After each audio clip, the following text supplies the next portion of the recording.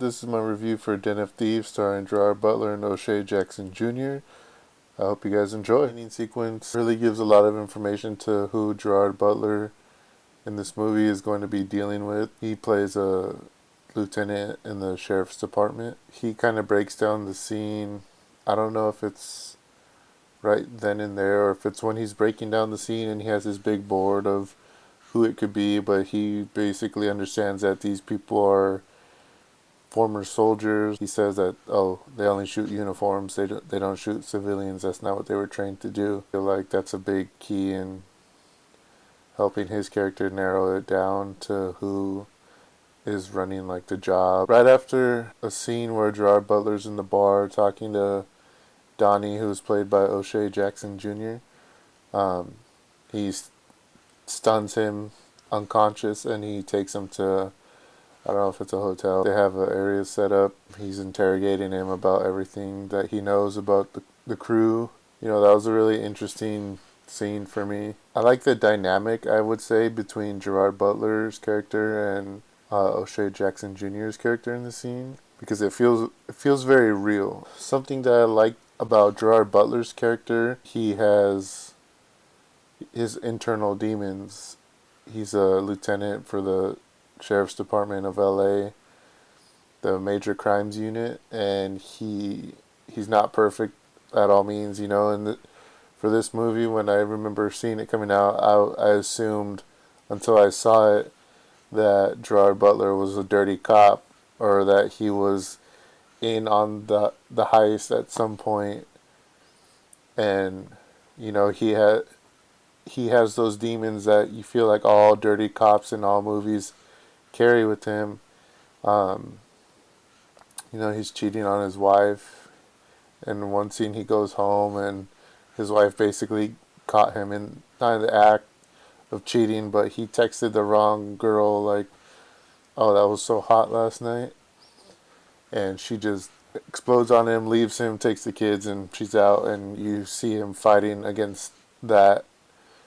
Not so much throughout the movie, but you see it a couple times, and it's hurting his character. When we're first introduced to Merriman, who's the leader of the heist crew, I don't know what it is. I watched this movie twice for this review because I watched it last week intending to review it, and I just kind of didn't review anything for a week.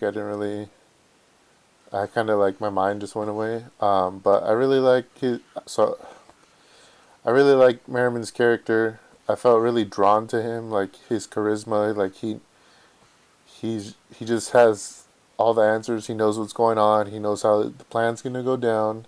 Later on in the review, I'll explain to why I now understand why he's like that. But I thought their planning as a team was really well organized.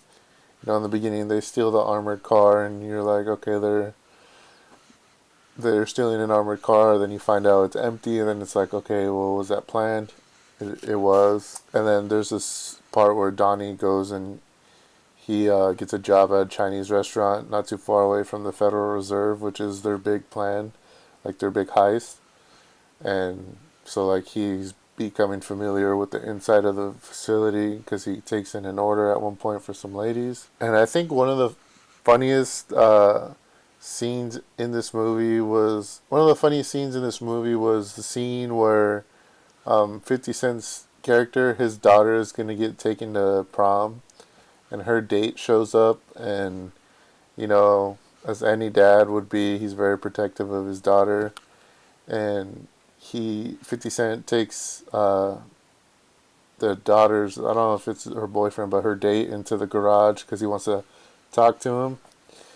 And then so Merriman's there with like a huge amount of guys, all their like Samoan friends, big Samoan dudes. Merriman's there himself, like they're all just intimidating him, his daughter's date. Something that kind of reminded me of this scene was in Bad Boys 2 when Will Smith and Martin Lawrence's character, when they interrogate, what's his name, Reggie, for taking Martin Lawrence's daughter out. I know that movie is more based on comedy. This is more of a thriller. But I mean, I see the parallel between them. It's supposed to be like a funny scene, which it is. It makes you uncomfortable because one movie you got Will Smith telling Reggie if he's ever made love to a man before, and then in this one you got a whole group of guys just staring this one guy down, and you can tell he's shaking in his boots, but it's played for comedy, obviously, because I mean he walks out and Merriman goes, "I think you got the picture," and they're all like laughing. And there's a moment in this movie when 50 Cent's character asks Merriman, he asks him, how'd you get all this information? He tells 50 Cent, Merriman tells 50 Cent's character, he's like, "Don't worry about it. It's solid info. Like it's a credible source, basically." There's also a scene in this movie where Gerard Butler's character almost kind of gives away. Well, he does give it away to Merriman's like group and crew.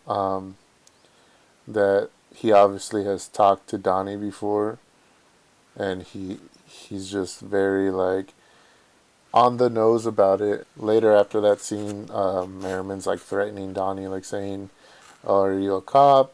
And Donnie's like, "How am I a cop? Like, I don't know anything. I'm the driver. That's the reason I'm the driver. You guys don't tell me anything, blah, blah, blah." In that scene, watching it again, it's like Merriman can't kill Donnie because Donnie's the mastermind in hindsight of this whole thing.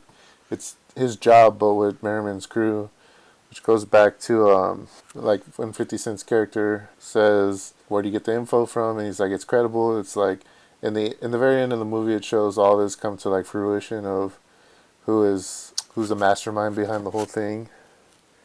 But something I didn't understand about this film was, so one part Donnie goes into the Federal Reserve building. He takes a delivery because he's working at the Chinese restaurant.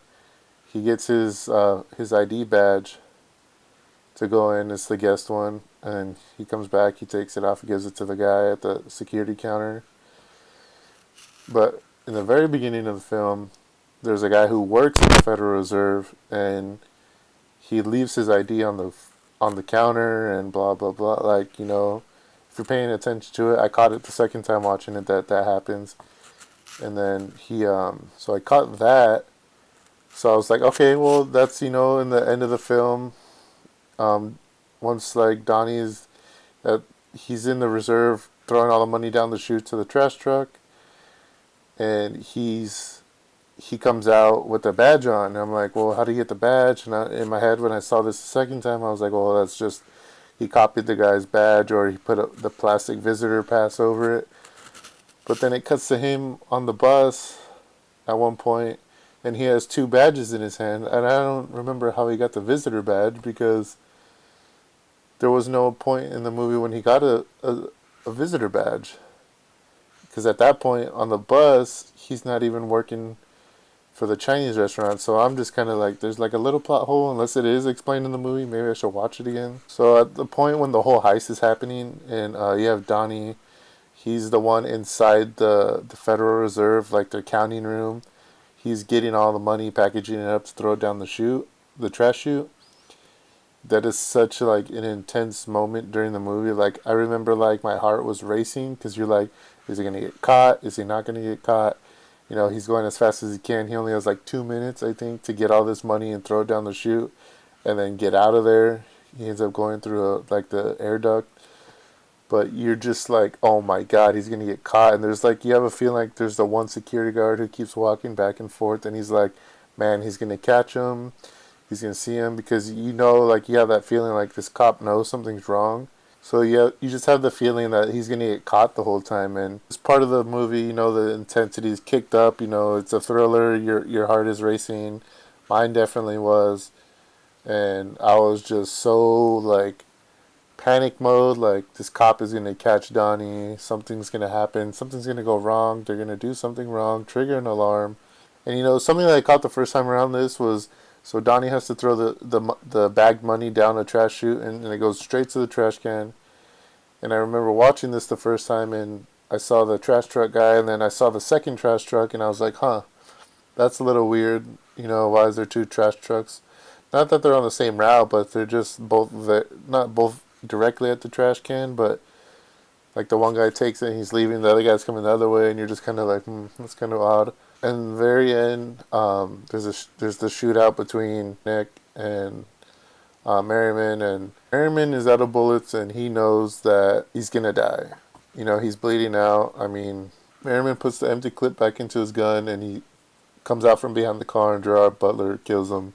Gerard Butler checks his gun, and he realizes it was empty, and Gerard Butler's just like kind of not shocked in the movie, but he's just like, man, like this guy knew like this was the end, like there was no out. And then Gerard Butler's character, they get back to Merriman's car where they left in traffic, and he finds that it's all this old shredded money. It kind of shows you in the movie like how it goes down and how Donnie was actually like the mastermind behind this. And I love that kind of plot twist at the end because I didn't see that coming. I was just like, oh, you know, maybe Donnie was just kind of like, you know what, fuck these guys because, you know, they thought I was a cop and they probably were going to kill him. Maybe like that's what I was thinking. But then, you know, it shows Donnie's the one who was in charge of all this. And, you know, it shows that Donnie's crew was actually the people that Merriman was somewhat working with. And then he has people actually inside the Federal Reserve. One of the ladies that he delivered food to, the two trash truck guys were in on it. So he was outplaying the big like baller in this movie, which is kind of like, it's just so funny in my eyes watching it and seeing that unfold. And then it cuts to Donnie at a new bar that he is actually, I believe he owns it. It looks like he owns it. He has the money to own it. And he's in London with a British accent. You see everybody at the bar that was in on it, his whole crew. And a guy walks in from across the street, and he works at like the Diamond Exchange. And Donnie asks him like, "Oh, you work across the street?" And the guy's like, "Yeah." And then it's kind of like it's a wink to the camera, like, oh, like could be setting up another movie, but whether or not, it was a good movie in my eyes, and I think that's why it deserved the score that I gave it. But yeah, this is my first review and that I've uploaded. Gonna be uploading maybe tonight, and it's been about a week. I kind of took that this last week off. You know, it was finals for school, and I still watch movies, but I was just kind of like relaxing. I wasn't not that I stressed about making these, but I was just kind of taking some time to just digress. You know, school is finishing up, but I'll probably be trying to get one of these at least every day, maybe every other day for sure. Um, I got some plans for future movies. You know, I did this one because originally I wanted to do this last week, but I just never got around to it. So I'm thinking about doing the Back to the Future series since they're all on Netflix. Also, I was thinking about doing Bad Boys, the whole series reviews. Something else I was thinking about doing because I have most of these movies on DVD is the Harry Potter franchise, and we'll see what happens with that. I may do some other um, reviews in between. I'm not necessarily going to do all these in order, but that's what I have coming for the future, hopefully, and I will see you guys next time.